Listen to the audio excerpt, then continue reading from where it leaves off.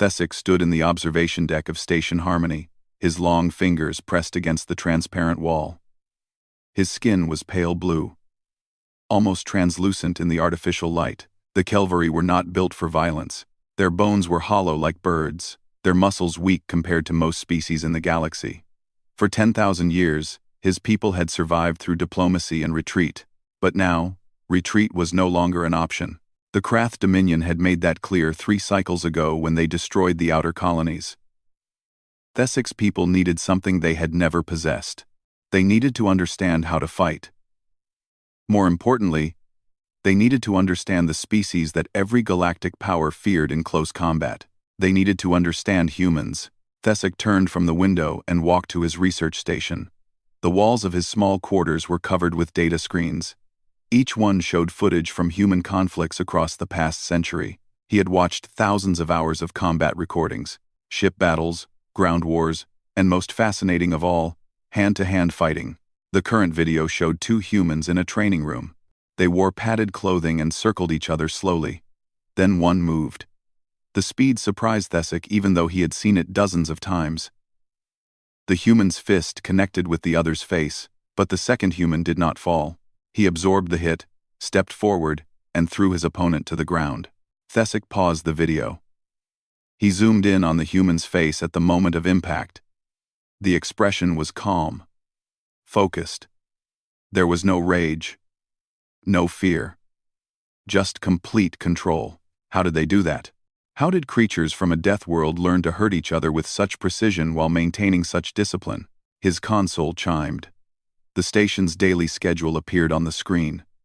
Thesic's eyes widened when he saw the notation. Lieutenant Daniel Crawford, human marine, had booked the station's recreational facility.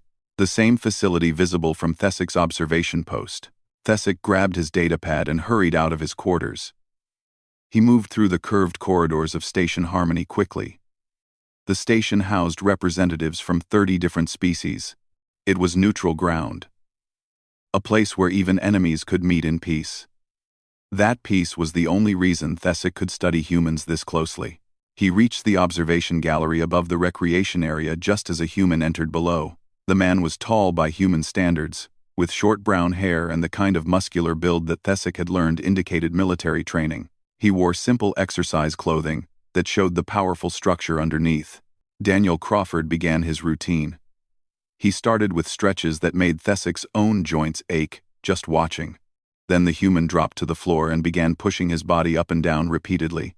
Thesic counted 50 times. Then the human flipped over and did the same motion with his back to the floor. Another 50. Thesic took notes rapidly. Human muscle density was remarkable. But it was more than that. The discipline, the routine, the systematic approach to maintaining combat readiness even during peacetime. This was not a soldier preparing for a specific battle. This was a warrior maintaining a constant state of capability. The human stood and moved to the center of the room. He began practicing strikes against the air. Punches, kicks, elbow strikes, knee thrusts. Each movement was crisp and controlled. Thesic noticed how the human's whole body worked together. When he punched with his right hand, his left foot pivoted, his hips rotated, his shoulder drove forward. Every part of the body contributed to the force. But the most striking thing was the breathing. The human breathed in steady rhythms, never gasping, never rushing. Even during intense movement, he maintained control over his own biology. Thesic was so focused on taking notes that he almost missed the commotion at the entrance. A Thoraxian trader had entered the recreation area. The insectoid alien was larger than the human, with 4 arms and a thick carapace. Thoraxians were known for their aggressive business practices and short tempers. This one was clearly intoxicated. The translator on Thesic's pad picked up the Thoraxian's slurred speech.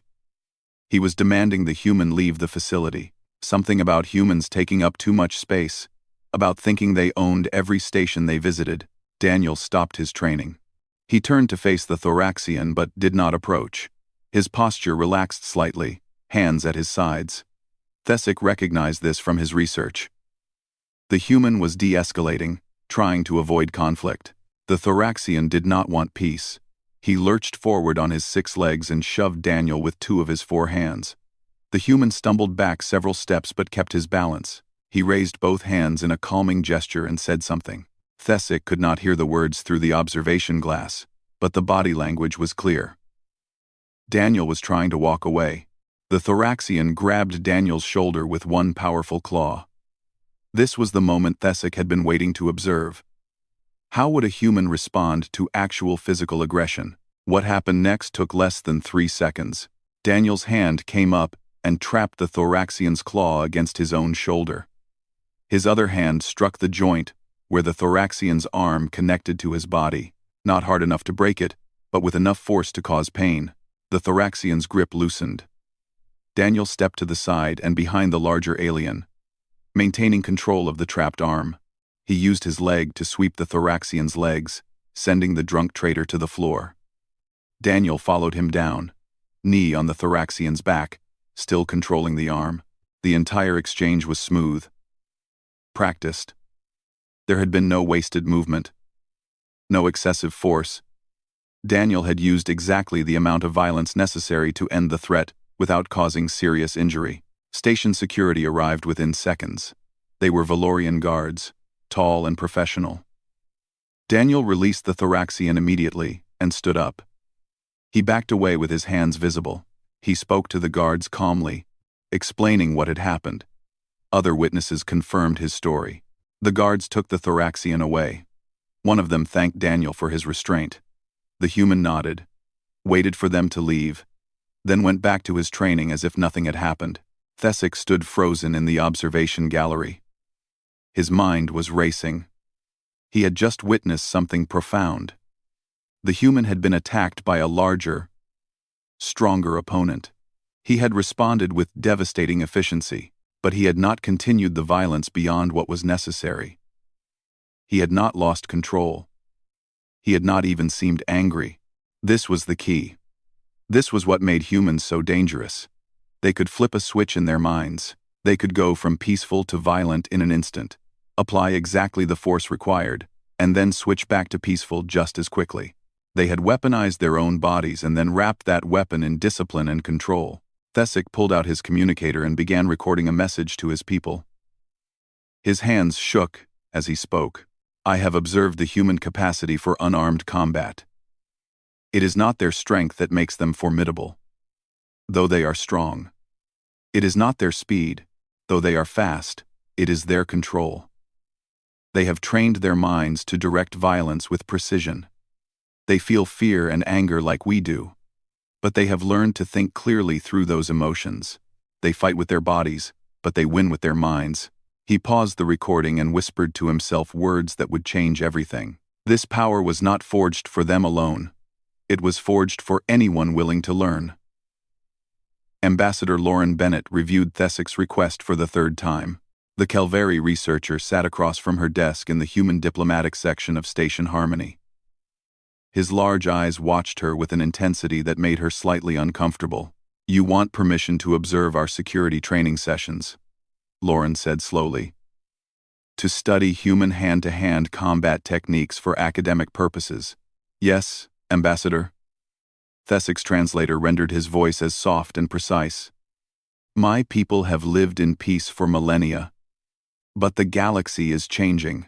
We must understand how other species maintain security. Humans are widely recognized as the most effective close-quarters combatants. Your methods could inform our own defensive strategies. Lauren considered this. The Calvary situation was well known. The Krath Dominion had been pushing into their territory for months. Everyone expected the Calvary to simply surrender their worlds rather than fight. It was what they always did. I will need to discuss this with Commander Phillips, she said. He oversees all human security operations on the station. 20 minutes later, Thesic found himself in a much less comfortable meeting. Commander Jason Phillips stood with his arms crossed, his expression skeptical. He was a veteran of the border wars, and his file indicated he did not trust easily. Why combat training? Jason asked bluntly. Your people have advanced technology. You have energy weapons, shields, drones. Why do you care about punching and kicking? Thesic had prepared for this question. Technology can fail, Commander. Equipment can malfunction or be disabled. But a trained mind and body are always ready. I wish to understand the philosophy behind your training, not just the techniques. Jason studied him for a long moment. Then he nodded. All right. But you follow our rules. You watch from a designated area. You don't interfere with training. And if any of my people feel uncomfortable with you watching, you leave. Understood? Completely, Commander. Thank you. The next morning, Thesic arrived at Training Room 3. It was a large space with padded floors and walls. Exercise equipment lined one side. In the center, 12 humans stood in formation. They wore matching workout clothes and looked alert despite the early hour. At the front of the group stood Sergeant Nicole Martinez. She was shorter than most of the other humans but carried herself with absolute confidence. Her dark hair was pulled back tightly, and her eyes swept across the trainees with practiced assessment. We have a guest today, Nicole announced, gesturing to where Thesic sat on a bench in the corner. Researcher Thesic, from the Kelvari delegation. He is here to observe and learn. Treat this like any other training day. Show him what human discipline looks like. The humans turned to face Thesic briefly, nodded in acknowledgement, and then focused back on their instructor. Thesic appreciated their professionalism. Today we review control and restraint.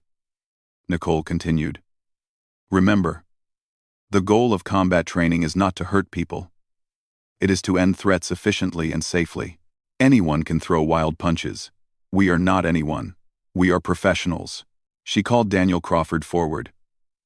Thesic recognized him immediately. Daniel stepped to the center of the room and faced Nicole. Crawford will demonstrate proper response to a grab, Nicole said. She suddenly reached forward and grabbed Daniel's uniform with both hands.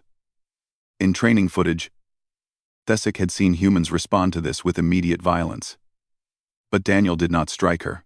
Instead, he placed his hands on her wrists, stepped back to break her balance, and turned smoothly. Nicole's grip broke, and she stumbled forward slightly. Daniel stopped there. He did not continue the technique. He did not follow up with a strike. See that?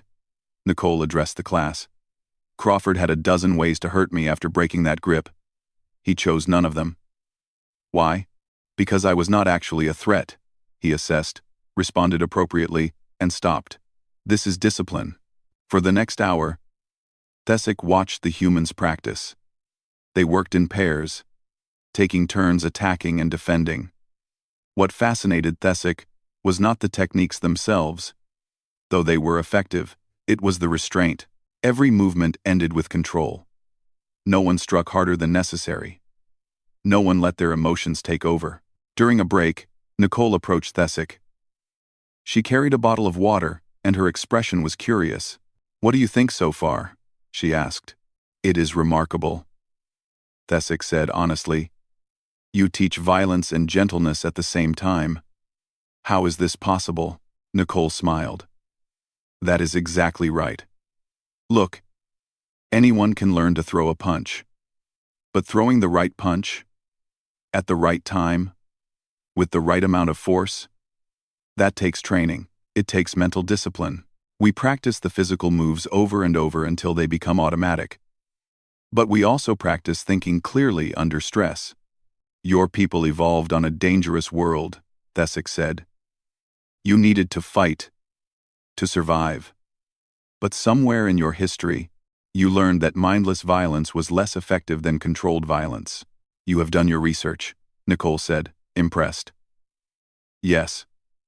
Our ancestors figured out that the warrior who keeps his head in battle survives longer than the warrior who gives in to rage. We have martial arts traditions that are thousands of years old. All of them emphasize the same things. Discipline, respect, control. She paused and looked at her trainees. We teach people to be dangerous, so they can choose not to be. Does that make sense? Thesic's translator struggled with the concept for a moment, but then he understood. You give them the capability for violence, so they can use it wisely rather than desperately. Exactly. The training resumed. Nicole called the class to attention and began teaching a new technique. It was a defense against a knife attack. Thesic watched closely as she demonstrated with a practice blade. The defender did not try to grab the knife or block it directly. Instead, the human moved his whole body offline, redirecting the attacker's momentum while simultaneously striking vulnerable points. We work with the attacker's force, not against it, Nicole explained. Fighting force with force is how people get hurt. We are smarter than that. We use angles, timing, and leverage. Daniel and another trainee named Carl Peterson practiced the technique repeatedly. At first, their movements were slow and deliberate. Nicole corrected their positioning, adjusted their footwork, refined their timing. Then, she had them increase speed. The technique became fluid, natural, almost like a dance. Again, Nicole said. Carl, put more commitment into the attack. Daniel, I want you to feel the pressure. This is training, but treat it seriously. Carl attacked with more intensity. Daniel's response was immediate and precise. He moved offline, controlled the knife hand, and delivered a controlled strike to Carl's ribs, not hard enough to injure, but with enough force that Carl grunted. Good, Nicole said. Now switch. They practiced for another 30 minutes. Thesic noticed that all the humans were sweating heavily, but none of them complained. They simply continued training, correcting each other, encouraging each other, pushing themselves to improve. When the session ended, the humans formed up again. They bowed to Nicole, thanked her for the instruction, and filed out. Daniel remained behind to help put away equipment. Thesic gathered his courage and approached him. Lieutenant Crawford, may I ask you a question? Daniel looked up from the mat he was rolling. Sure. And just Daniel is fine when we are off duty. When the Thoraxian attacked you yesterday, you did not seem afraid. You did not seem angry. How is this possible? Daniel considered the question while he finished rolling the mat. Fear and anger are just reactions. They are useful sometimes. Fear keeps you alert. Anger can give you energy. But if you let them control you, you make mistakes. Training helps you feel those things and still think clearly. But how do you train for this? How do you practice staying calm during violence? The same way you practice anything, Daniel said. Repetition. We drill these techniques hundreds of times. Thousands of times. Eventually, your body knows what to do without you having to think about it. And when your body knows what to do, your mind can stay calm and make good decisions. He hefted the mat and carried it to the storage area. Thesic followed. My people are not built like yours, Thesic said quietly. We are fragile, weak. Even if we learned your techniques, we could not execute them with the same force. Daniel put the mat down and turned to face Thesic. His expression was serious but kind. Force is not everything. Remember what Sergeant Martinez said? We use angles, timing, and leverage. A smaller human can defeat a larger human using these principles. It is not about being the strongest. It is about being the smartest and the most prepared. Thesic felt something shift in his understanding. He had been so focused on human strength that he had missed the deeper lesson. Humans were not effective fighters because they were strong. They were effective because they had turned fighting into a science. Thank you, Thesic said. I believe I am beginning to understand. Daniel smiled. Come back tomorrow. Nicole is teaching pressure points and joint manipulation. That might interest you even more. That night, Thesic sat in his quarters and reviewed his recordings. He watched the training session again. This time, paying attention to the details he had missed. The breathing patterns, the footwork, the way the humans constantly adjusted their distance and positioning. The calm expressions even during intense practice. He whispered to himself, testing the words. This power was forged for me, not the physical techniques. His people could never match human strength. But the philosophy, the mental discipline, the systematic approach to training both body and mind, that could be adapted, that could be learned. For the first time since the Krath began their expansion, Thesic felt hope. Thesic woke to the sound of his communicator, screaming an emergency alert. He fumbled for the device in the darkness of his quarters, his heart pounding. The message was from his homeworld. 3 words appeared on the screen in stark white text. "They are coming." He pulled up the full report with shaking hands. The Krath Dominion had issued an ultimatum. The Kelvari had 7 days to surrender their remaining worlds, or face complete military invasion. 7 days. The message had been sent 4 days ago. It had taken 3 days to reach him at Station Harmony. Thesic had 3 days left. He sat on the edge of his sleeping platform and tried to breathe. His research was not complete. He had learned so much about human combat philosophy, but he had not yet found a way to apply it to his own people. The Kelvari could not fight like humans. Their bodies would shatter in close combat. Their bones would break. Their muscles would tear. What good was all his observation if he could not save his people? The door chimed.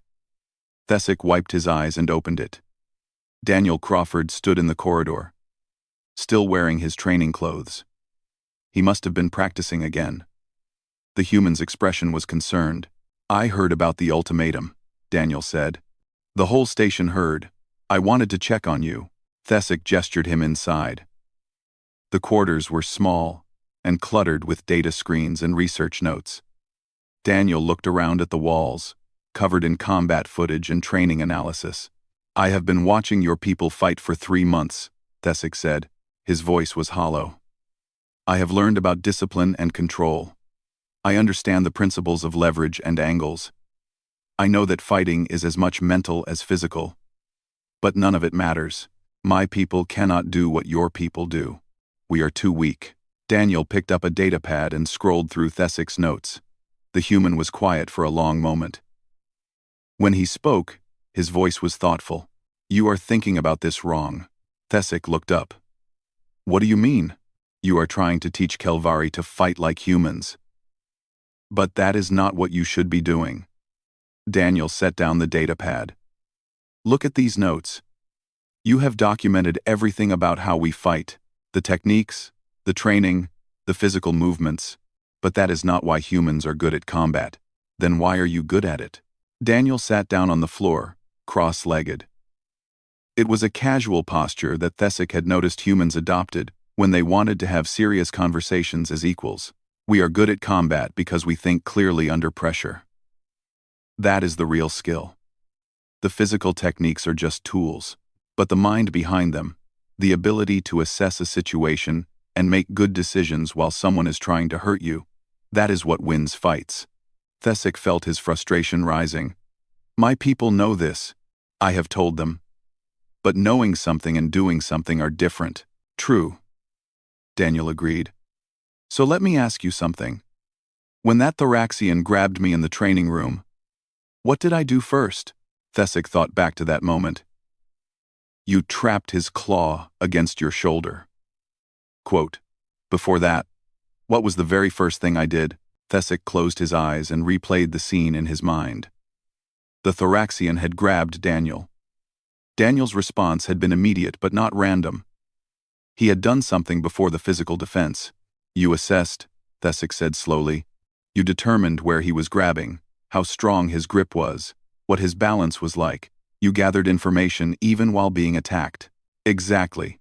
That is the first lesson of combat. Assess before you act. Do not react blindly. Take that half-second to understand what is happening. Then respond with the best option, not just the first option." Daniel stood and walked to one of the screens showing training footage. "Every technique we drill, every scenario we practice, it is all teaching the same thing. See clearly, think clearly, act clearly. Even when you are scared, even when you are hurt, even when everything is chaos." "But my people have no training for this," Thesic said. "We have never needed to think this way." "Then teach them." Daniel turned from the screen. "You have 3 days before the Krath arrive, right?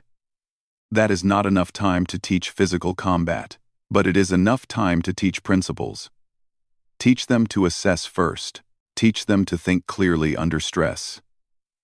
Teach them that their minds are their best weapon. The Krath will have weapons, they will have armor, they will have ships, and your people have technology, right? You have defenses. You have some kind of security forces.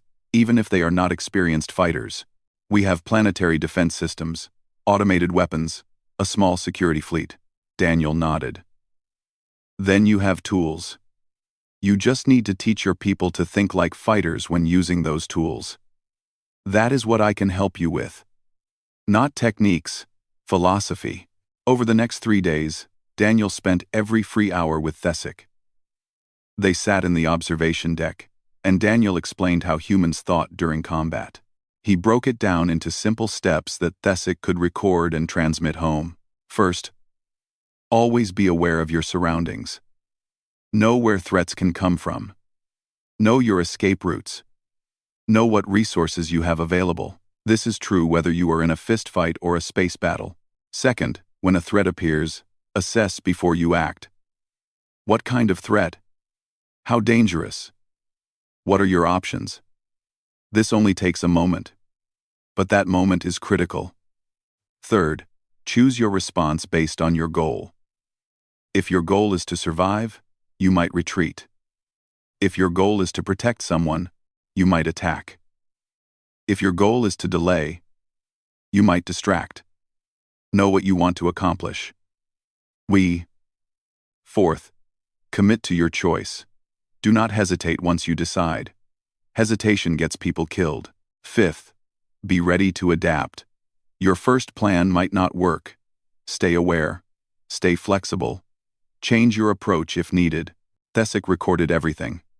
He transmitted the information to his homeworld with urgent priority. He included footage of human training sessions, focusing on the moments when humans had to adapt to changing circumstances. He added his own analysis, explaining how these principles could apply to ship combat and planetary defense. On the third day, Lauren Bennett called them both to her office. She had approved a request from the Kelvari government. They wanted Daniel to serve as an advisory observer during the coming conflict. He would be on a secure communication channel, providing tactical advice based on what he saw. It is volunteer only, Lauren said to Daniel. You are under no obligation. I will do it, Daniel said immediately. Thesic's people deserve a chance. Thesic felt something warm spread through his chest. It was gratitude. But more than that, it was hope.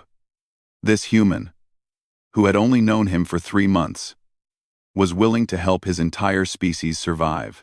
That evening, Thesic prepared to leave Station Harmony. His transport ship was ready.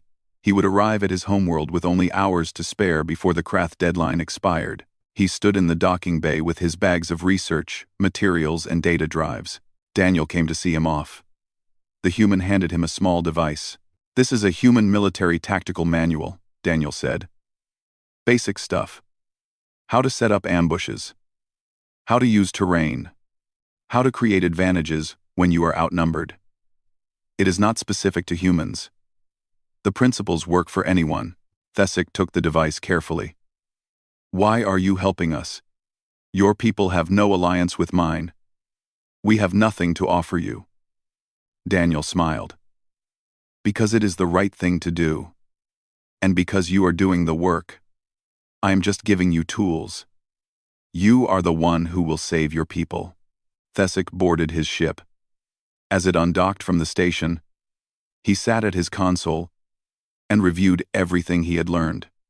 The physical techniques, the training methods, the combat philosophy. He thought about Daniel's words, about thinking clearly under pressure, about assessing before acting, about using your mind as your best weapon. He opened a new recording and began drafting a message to the Kelvari Defense Council.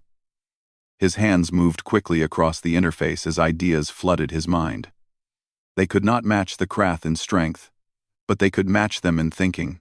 They could use their technology with human tactical principles. They could turn their defensive systems into weapons by thinking like humans thought during combat. The more he wrote, the more connections he made. A planetary defense grid was like a human body. It had to respond to threats from multiple angles. It had to prioritize targets. It had to adapt when the enemy changed tactics. The same principles applied. A space fleet was like a martial arts practitioner. It had to control distance. It had to use timing.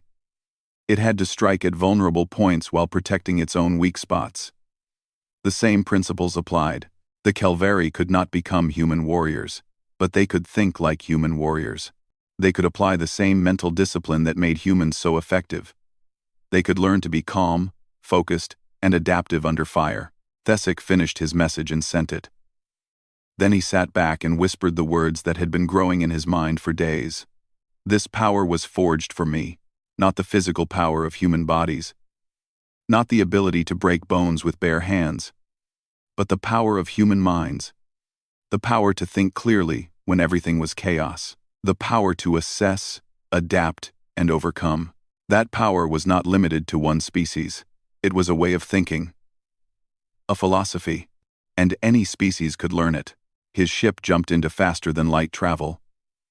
Ahead lay his homeworld and the coming battle.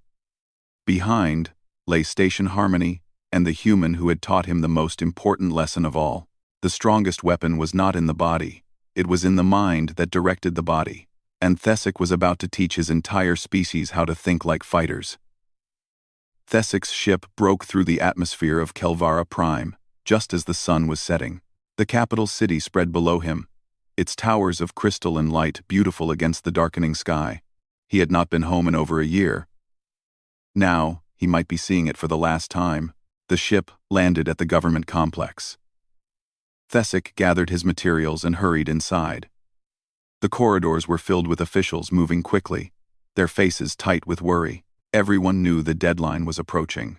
In 12 hours, the Krath would arrive. Elder Vesic waited for him in the central council chamber. The old Kelvari stood before a massive window that showed the city below.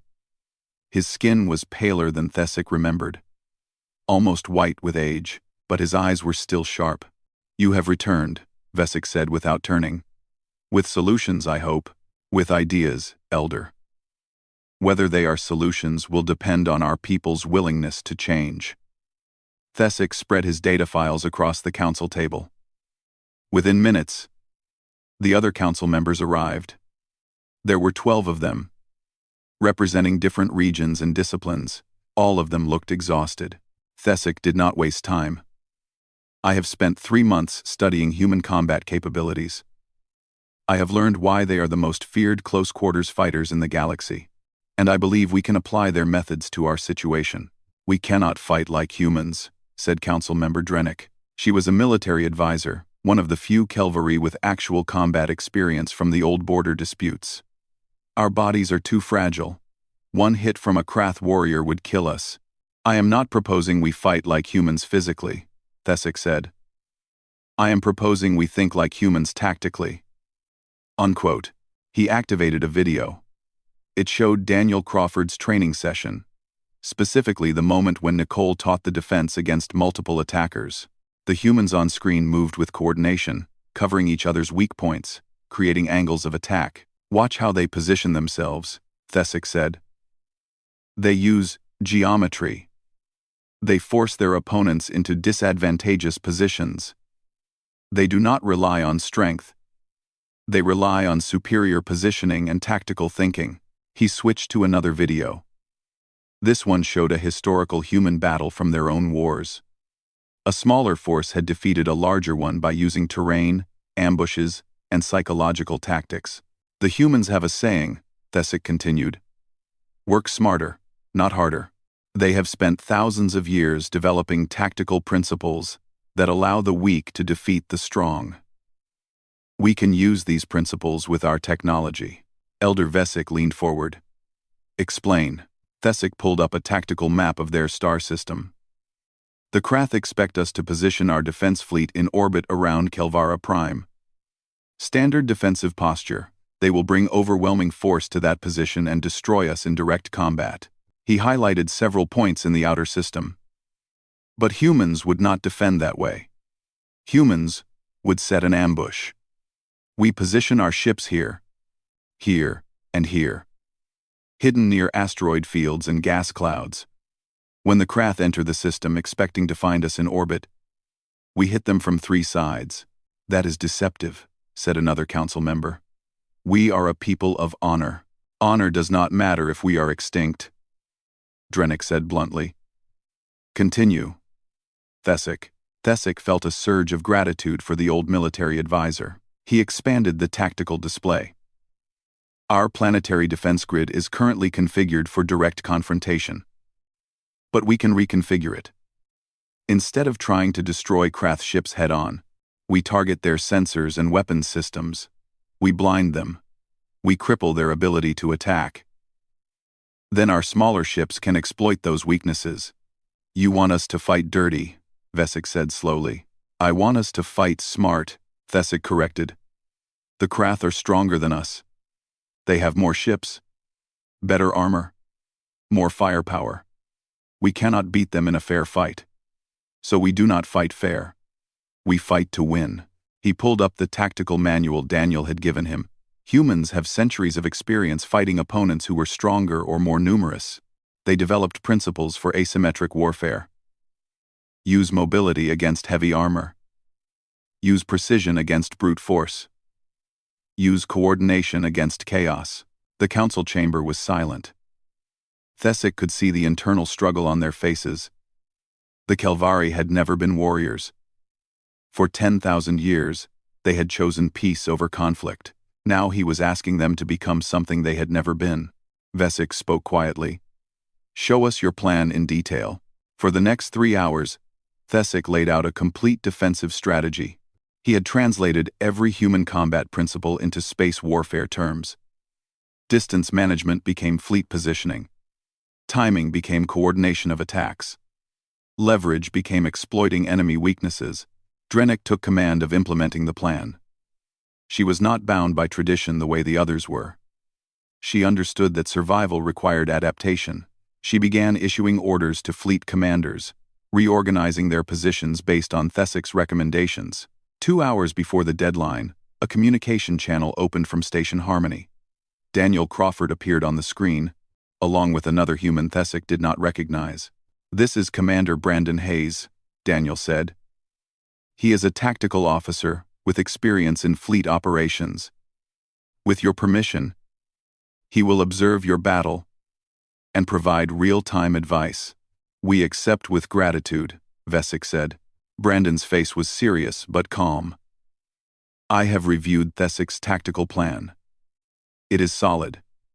You are using classic human asymmetric warfare principles. My job is to help you adapt as the battle develops. The enemy will not follow your plan. You need to be ready to change yours. That is exactly what we need, Drennick said. She had positioned herself at the Defense Command Center, surrounded by displays showing the fleet positions.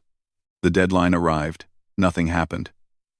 The Krath were playing psychological games, making them wait, making the fear grow. Thesic found himself thinking of Daniel's teachings.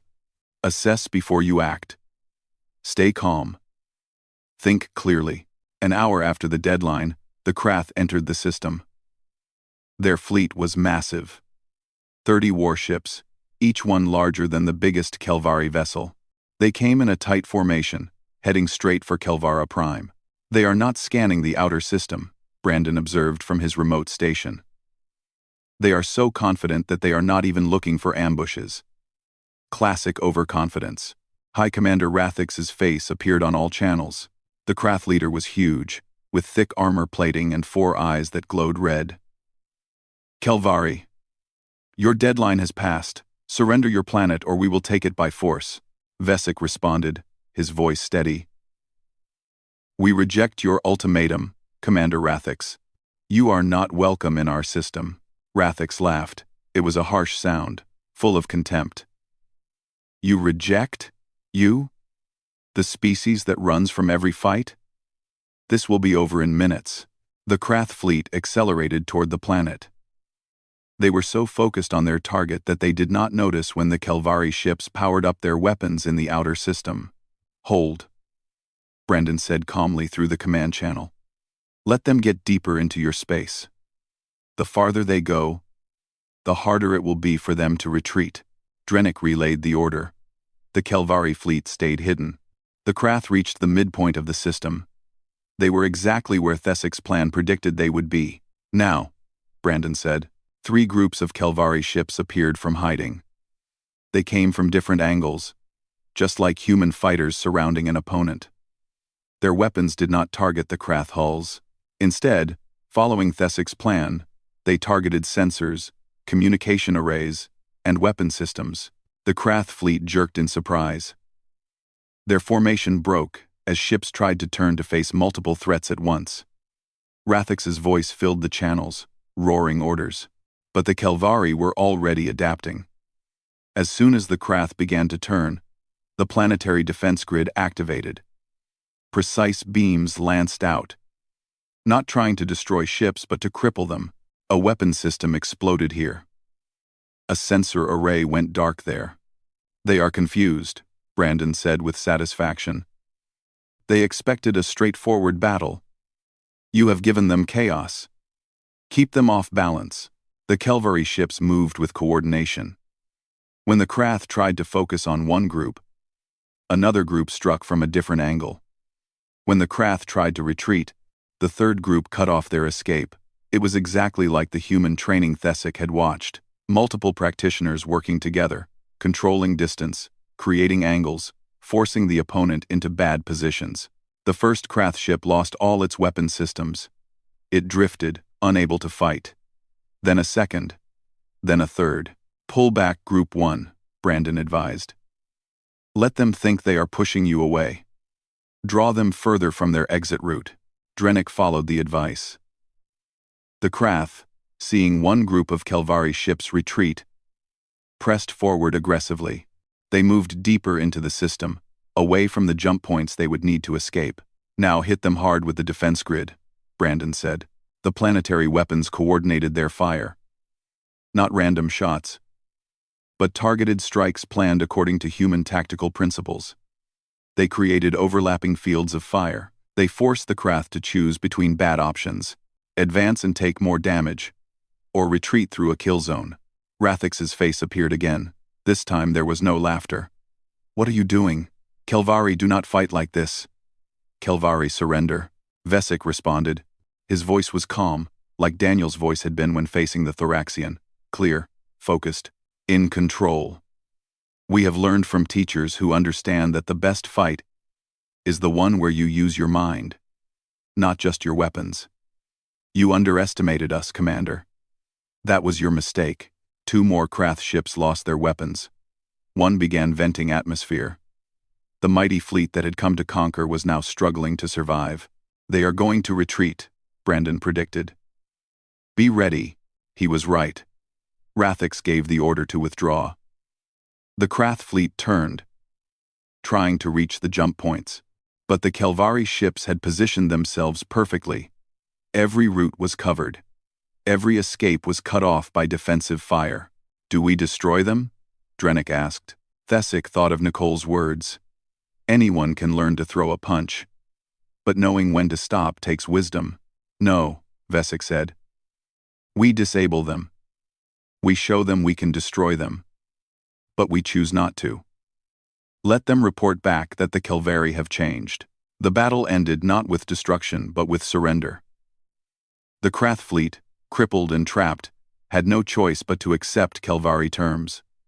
They would retreat, they would not return, and they would tell the rest of the galaxy that the Kelvari were no longer prey.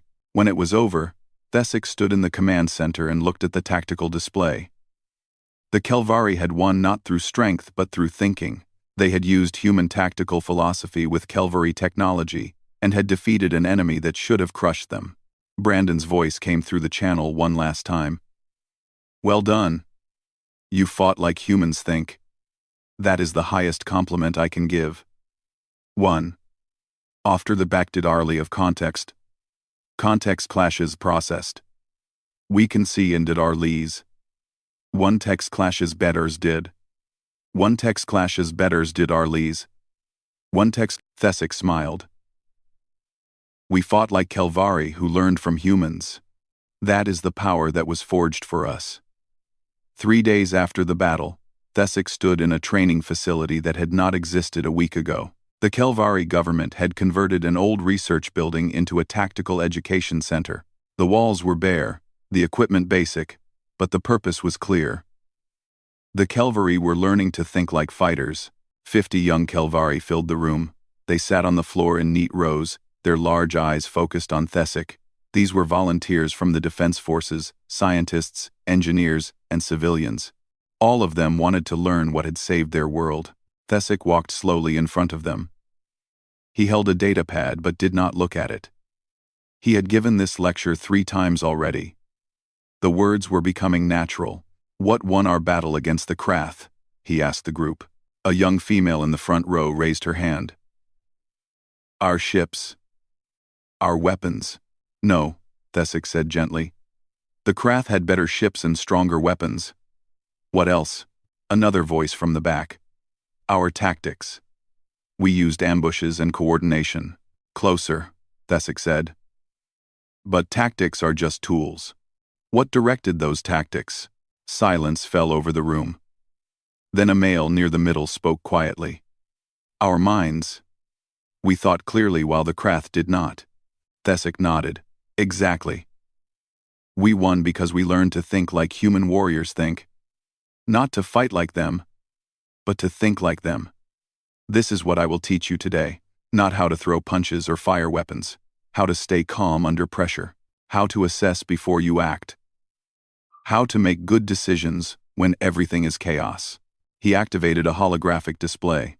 It showed the moment when the Kelvari ships had revealed themselves during the battle. "Look at this moment. The Krath had superior force. They could have destroyed any of our ship groups in direct combat, but we did not give them direct combat. We gave them confusion." The display zoomed in on the Krath fleet's formation breaking apart. "See how they panic? They stop thinking clearly. They react instead of respond. This is what happens when you do not train your mind for combat. The Krath were stronger, but we were calmer. That is why we won." He spent the next hour walking them through human combat principles, translated for their context. Distance management. Timing. Creating advantages. Exploiting weaknesses. All of it grounded in one central truth. A clear mind was more dangerous than a strong body. The door to the training facility opened. Daniel Crawford stepped inside, followed by Nicole Martinez. They had arrived on Kelvara Prime that morning, as honored guests. The entire planet wanted to thank them for their help. The young Kelvari immediately recognized the humans. Several gasped. These were the legendary warriors whose thinking had saved their world. "Please, continue," Daniel said, gesturing for Thesic to go on. But Thesic had a better idea. "Actually, perhaps our guests could share some wisdom directly. Lieutenant Crawford, Sergeant Martinez, would you be willing to answer questions from our students?" Nicole smiled. "Of course." The next 2 hours became an exchange that Thesic knew he would remember forever. The young Kelvari asked questions about human combat philosophy, and the humans answered with patience and clarity. "No, you did not need to be strong to be effective. Yes, fear was normal, even for experienced fighters. No, fighting was not about anger. It was about focus." One question made the whole room go silent. A small male in the front row asked, "Why did you help us? Your people gained nothing from our survival." Daniel thought for a moment before answering.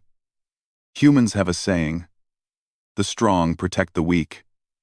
Not because the weak can pay them, not because they will get something in return, but because it is right. Your people were facing extinction. We could help, so we did," Nicole added. "Besides, you did all the real work.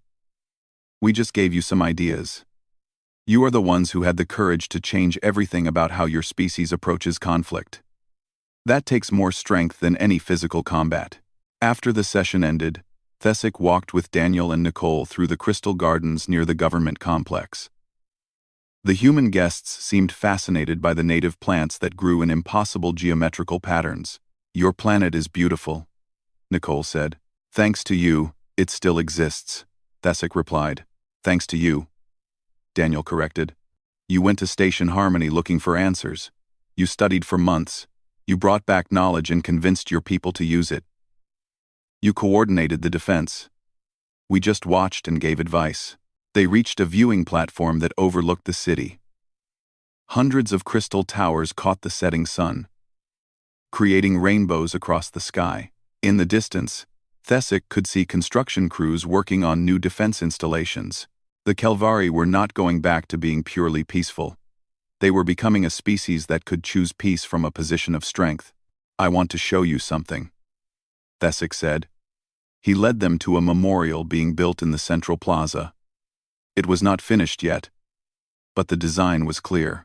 A crystal sculpture showing a Kelvari and a human standing side by side, not in combat postures but in teaching postures.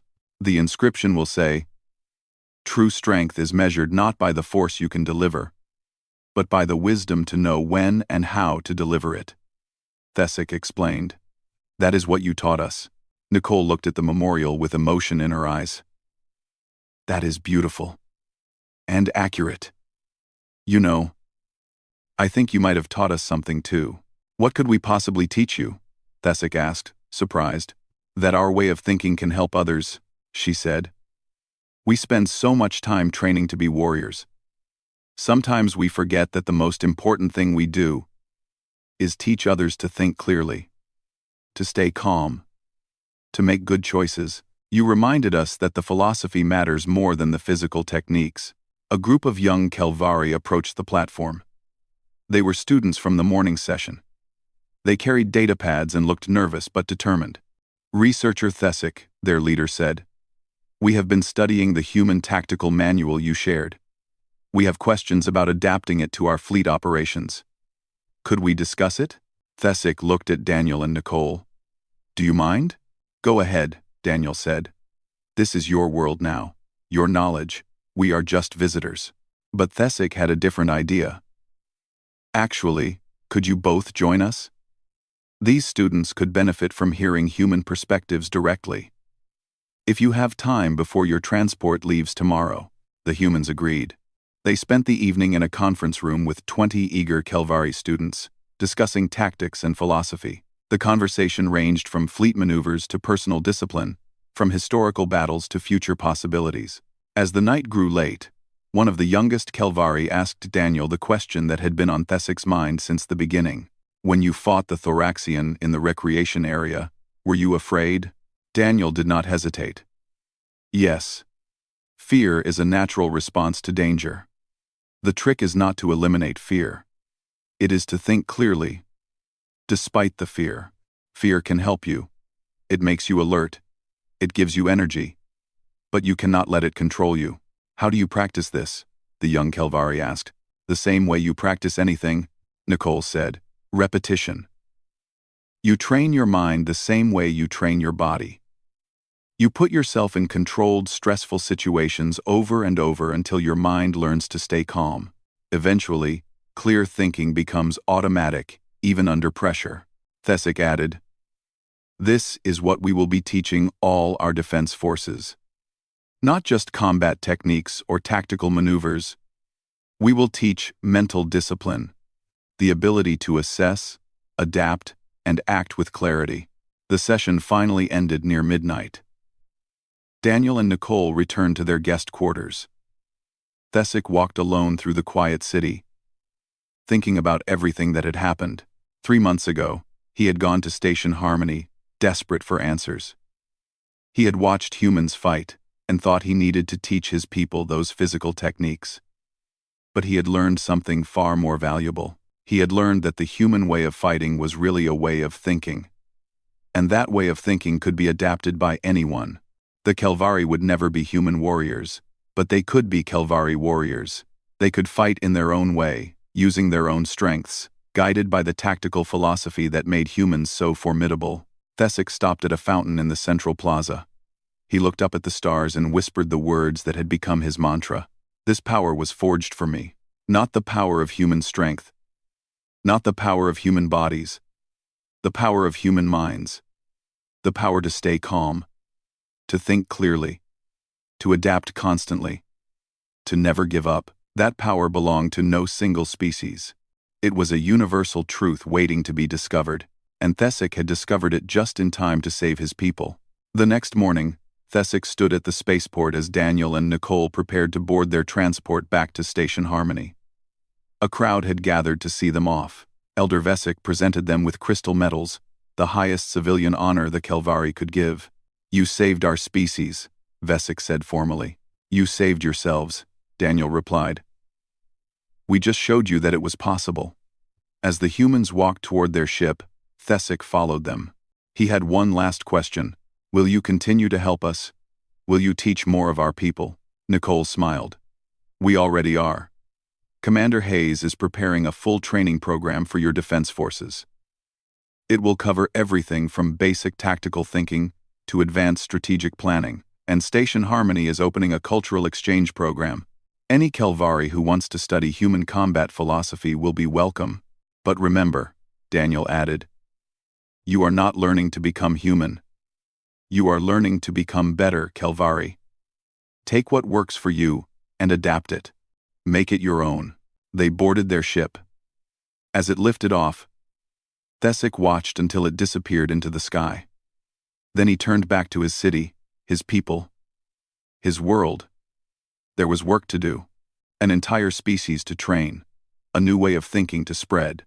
But for the first time in his life, Thesic was not afraid of the future. His people had learned to think like warriors, and that made all the difference.